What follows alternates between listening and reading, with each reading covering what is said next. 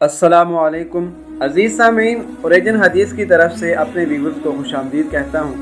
آج کی اس ویڈیو کا آغاز کرنے سے پہلے ایک ضروری بات کرنا چاہتا ہوں۔ دوستو، ہماری تمام تر معلومات قرآن و حدیث کے عین مطابق ہوتی ہیں۔ کسی قسم کی کمی کوتاہی کی صورت میں بندہ آپ سے معذرت خواہ ہے۔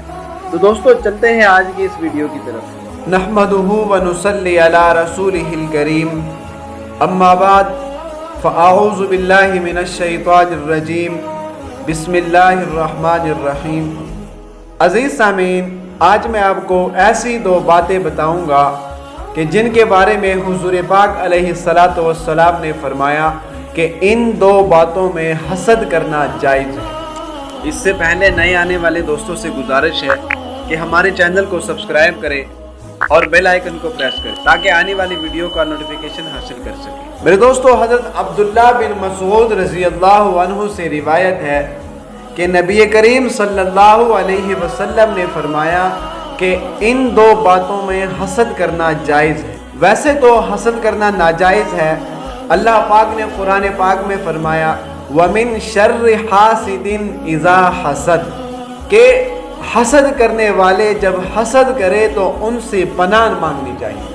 لیکن حضور پاک علیہ الصلاۃ والسلام نے فرمایا ایسی دو باتیں ہیں جن میں حسد کرنا جائز ہے۔ پہلی بات کہ ایک شخص کو اللہ پاک نے مال دیا ہو، دولت دی ہو، اور اس شخص کو اللہ پاک نے اس مال کو اپنے راہ میں خرچ کرنے کی بھی توفیق دی ہو، تو ایسے شخص سے حسد کرنا جائز ہے کہ آپ یہ کہہ سکے کہ واقعی یار اللہ پاک نے اس شخص کو مال دیا ہے، اور مال کے ساتھ ساتھ اللہ نے اس کو دل بھی اتنا بڑا دیا ہے کہ وہ مال یہ اللہ کی راہ میں، اللہ کی رضا کے لیے، اللہ کے مخلوق پر خرچ کر رہا ہے۔ دوسری بات کہ اللہ پاک نے ایک شخص کو حکمت دی ہو، علم دیا ہو، اور وہ شخص اس حکمت اور اس علم کے ذریعے لوگوں میں فیصلے کرتا ہو اور لوگوں کو تعلیم دیتا ہو۔ حضور پاک علیہ الصلاۃ والسلام نے فرمایا کہ اس شخص سے حسد کرنا بھی جائز ہے، کیونکہ یہ دونوں عادتیں ایسی ہیں جو بہت ہی مقرب اور بہت ہی مقبول ہے۔ پہلی عادت کہ مال انسان کو بہت زیادہ محبوب ہوتا ہے، یہ بہت کم لوگوں میں عادت پائی جاتی ہے کہ جن کو اللہ نے مال بھی دیا ہو اور مال کے ساتھ ان کو اللہ کی راہ میں خرچ کرنے کی توفیق بھی دی ہو۔